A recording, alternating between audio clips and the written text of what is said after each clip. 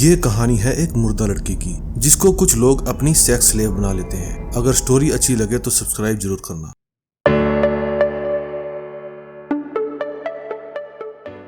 एक बार दो दोस्त होते हैं, एक का नाम जेटी और दूसरे का नाम रिकी होता है। वे दोनों कॉलेज स्टूडेंट होते हैं, दोनों ही सिंगल और छिछोरे टाइप के होते हैं। वे दूर से ही लड़कियों को ताड़ते हैं और सोचते हैं कि उनको बजा दूं। एक दिन वे दोनों अपनी क्लास बंक करके बियर पीने चले जाते हैं। बियर पीते हुए उनको कोई देख ना ले, इसलिए वे एक बंद पड़ी बिल्डिंग में चले जाते हैं। फिर वे दोनों वहां बियर पीते हैं और मस्ती भी करते हैं। फिर सिगरेट पीते वक्त जेटी रिकी से नीचे तहखाने में चलने के लिए शर्त लगाता है और कहता है अगर मर्द का बच्चा है तो नीचे बेसमेंट में चल के दिखा। फिर दोनों दोस्त उस अंधेरे बेसमेंट में चले जाते हैं। वहां उन्हें एक बेहद खूंखार डॉग मिलता है। वे दोनों उस डॉग से बचकर भागते हैं और दूसरे कमरे में पहुंच जाते हैं। उस कमरे में एक और दरवाजा होता है और उसमें जंग लगी होने के कारण वो काफी टाइट होता है। जब वे उस गेट को खोलकर उसके अंदर के रूम में जाते हैं तो वहां एक लड़की की बॉडी बिना कपड़ों के एक स्ट्रेचर पर पड़ी होती है। वो बॉडी एक पॉलीथीन से ढकी होती है। वे दोनों उस न्यूड लड़की को देखकर हैरान हो जाते हैं, लेकिन वो लड़की मरी नहीं होती, उसकी सांसें अभी भी चल रही होती है। जब जेटी उस लड़की के सिर से प्लास्टिक हटाता है तो उसे वो लड़की काफी ब्यूटीफुल लगती है। रिकी जेटी को वहां से चलने के लिए कहता है और बाहर जाकर मदद बुलाने के लिए कहता है, लेकिन जेटी गुस्सा होकर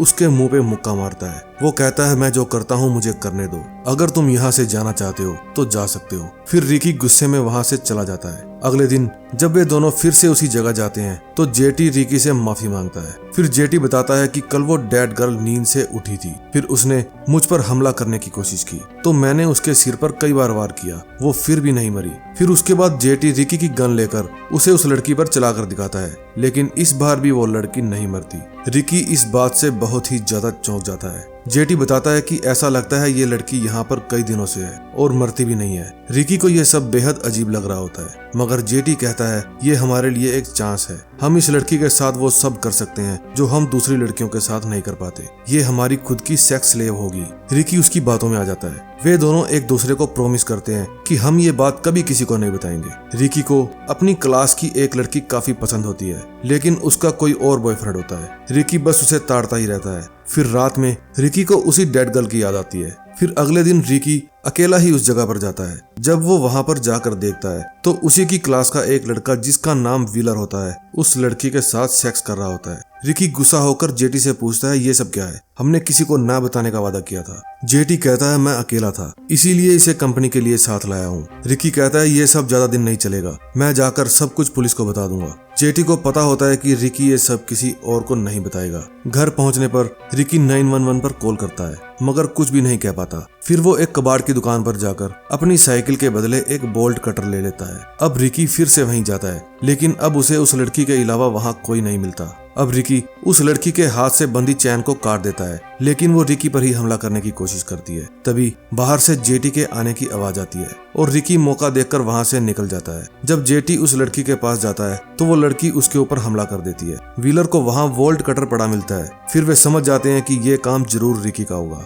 जेटी अब उस लड़की के साथ फिर से सेक्स करता है। अब उस लड़की की हालत पहले से थोड़ी खराब होती है। उसकी हीलिंग पावर खत्म होने के कारण उसके घाव वैसे की वैसे रहते हैं। अगले दिन रिकी जोवान नाम की एक लड़की को अपने साथ कहीं घूमने चलने के लिए प्रपोज करता है, लेकिन वो मना कर देती है। उसका भी एक बॉयफ्रेंड होता है। ये बात जब उसके बॉयफ्रेंड जॉनी को पता चलती है तो वो रिकी के साथ उसके दोस्त व्हीलर को भी धोता है। जब व्हीलर को पड़ती है तो वो बोलने लगता है कि हमें किसी लड़की को छेड़ने की जरूरत नहीं है, हमारे पास तो खुद की स्लेव है। रिकी उसे चुप कराने की कोशिश करता है, मगर जॉनी को जब ये बात पता चलती है तो वो उन्हें उस लड़की के पास ले चलने के लिए कहता है। दोस्तों, अगर यहाँ तक आपने ये स्टोरी सुन ली तो प्लीज चैनल को भी सब्सक्राइब कर दीजिए। अब जॉनी उन दोनों को अपनी कार की डिक्की में बंद कर देता है और अपने दोस्तों को लेकर अंदर देखने जाता है। वहाँ जेटी पहले से ही होता है और उन सबको देखकर बिल्कुल भी हैरान नहीं होता। जॉनी जब उस लड़की को बिना कपड़ों के स्ट्रेचर पर बंधा देखता है तो उसको काफी हैरानी होती है। वो भी उस लड़की के पास जाकर उसे पूछने की कोशिश करता है, लेकिन वो लड़की उसके फुंदरू पे काट लेती है। जॉनी दर्द से चिल्लाते हुए कहता है मैं ये जाकर पुलिस को बता दूंगा,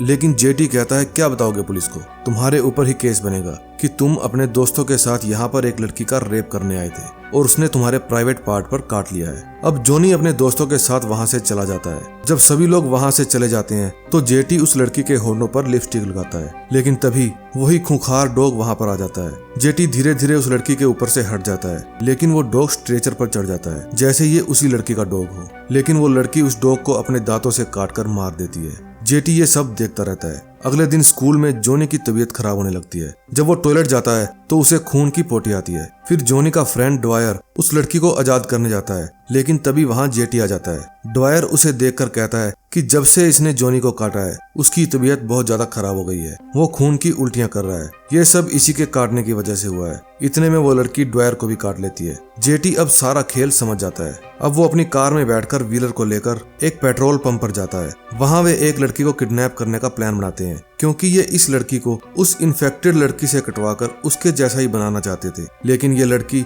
इनके काबू नहीं आती। लेकिन तभी वहाँ जोवान आ जाती है। वो जेटी से पूछती है कि उसके बॉयफ्रेंड को क्या हुआ है, मुझे साफ साफ बताओ। लेकिन उसे देखकर जेटी के मन में लड्डू फूट रहे होते हैं। जेटी कहता है मेरे साथ चलो, मैं तुम्हें दिखा ही देता हूँ। थोड़ी ही देर में रिकी उसी खंडर बिल्डिंग में तलवार लेकर पहुंच जाता है। वो सोचता है कि अब देखता हूँ वो लड़की कैसे नहीं मरती। जब वो अंदर जाता है तो वो जगह उसे लाइटों से सजी हुई मिलती है और वो लड़की बंधी हुई मिलती है। वो उसे मारने ही वाला होता है, लेकिन तभी उसे जोवन भी बंधी हुई दिख जाती है। रिकी उसे खोलकर वहाँ से निकालने की कोशिश करता है। तभी वहाँ जेटी आ जाता है। जेटी रिकी से कहता है अब तुम अपना सपना पूरा कर सकते हो, तुम हमेशा इसी के बारे में तो सोचा करते थे, अब हम इसको भी इस लड़की के जैसा बना देंगे और मिल बांट कर खाएंगे। रिकी ऐसा बिल्कुल भी नहीं चाहता था, वो उसे बस यहाँ से छुड़ाना चाहता था। तभी व्हीलर जोवान को गलत जगह छूने लगता है। ये बात रिकी से बर्दाश्त नहीं होती और वो व्हीलर का हाथ काट देता है। तभी जोवान उस लड़की के हाथों को खोल देती है और हाथ खुलते ही वो लड़की व्हीलर को काट लेती है। रिकी जल्दी से जोवान को छुड़ाकर वहाँ से खिसक लेता है,